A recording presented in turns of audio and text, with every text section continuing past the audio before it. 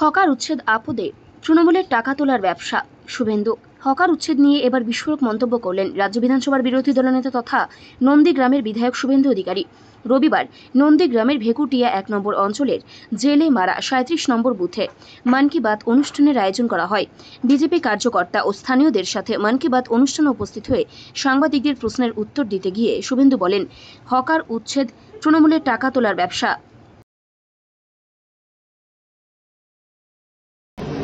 না, এটাতে আপনাকে বলি দুরকম। একরকম উনি সময় দিয়ে এসব করতে বলেছেন, সার্ভে করতে বলেছেন।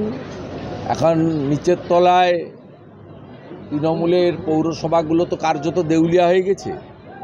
তারা এই হকার উচ্ছেদ নামে বাড়িতে লোকজন আসে না, ওদের কিছু লোকজন যাচ্ছে, অনুরোধ করছে আমারটা দেখে দিন, এদের কাছে ভিড়ছে। আর পুলিশ আর পৌরসভা মিলে টাকা তোলার ব্যবস্থা হচ্ছে, তোমাদের এলাকাটা ছাড় দিয়ে দেবো, তোমাদের এলাকাটা ভেঙে দেবো। টাকা তোলার জন্য ওদের খুব খরা চলছে। ওদের টাকা পয়সার আমদানি ইডি সিবিআইয়ের মতোই অনেকটা বন্ধ হয়ে গেছে।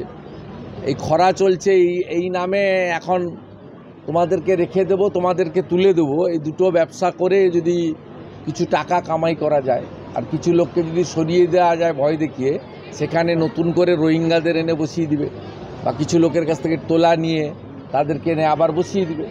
এটা একটা রোজগারের জায়গা, কারণ রিক্রুটমেন্ট বন্ধ, চাকরি আর বিক্রি করা যাচ্ছে না। 100 দিনের টাকার জব কার্ড হোল্ডারদের টাকা মারা যাচ্ছে না, টাকা নেই। পশ্চিমবঙ্গ দেউলিয়া হয়ে গেছে, রাজ্য সরকারের সব কাজ বন্ধ হয়ে গেছে, পরিকাঠামো উন্নয়ন বন্ধ, শিল্প বন্ধ, রাজ্যের কোনো টাকা নেই।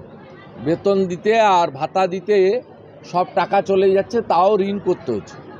স্বাভাবিকভাবে এই হকার তোলা বসানো এটা আরেকটা ব্যবসা। এখন 2-3 মাস ওদের ভালো চলবে, সামনে পুজোও আছে, এখন কিছু মালপত্র কামাই হবে, এই জন্য করছে। এর কোনো সদিচ্ছা নেই। নাগরিক পরিষেবা